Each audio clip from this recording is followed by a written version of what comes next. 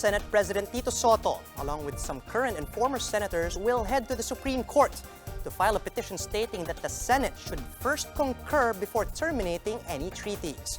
Sotto is also optimistic that the court will favor them in their petition against Malacanang's action of terminating the VFA between the Philippines and the U.S. Here's the story. Senate President Tito Sotto plans to ask the Supreme Court this week to rule whether or not the President can terminate the Visiting Forces Agreement or VFA between the Philippines and the U.S. without the Senate's concurrence. Senators Panfilo Lacson, Franklin Drilon, Richard Gordon, and former Senators Francisco Tatad and Rodolfo Biazon will accompany Sotto in filing the petition before the SC. Sotto is hopeful that the court will favor the Senate and clarify its role when it comes to abolishing treaties. Hopefully,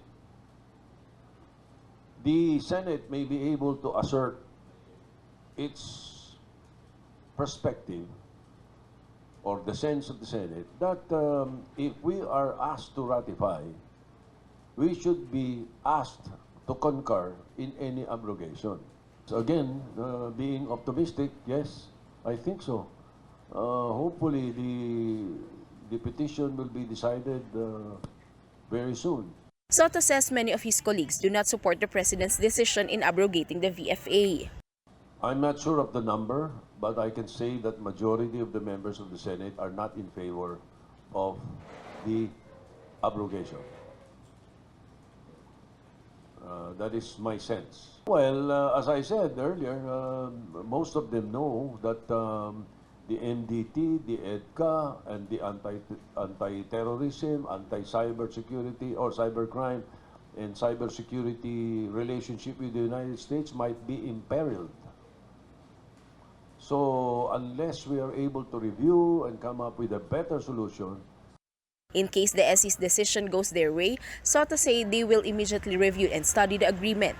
The Senate President adds his fellow makers at the upper house will talk about whether or not the Senate Committee on Foreign Relations should release a report regarding the Senate Resolution 205 or the concurrence of the upper house in terminating international treaties. We have a petition ready.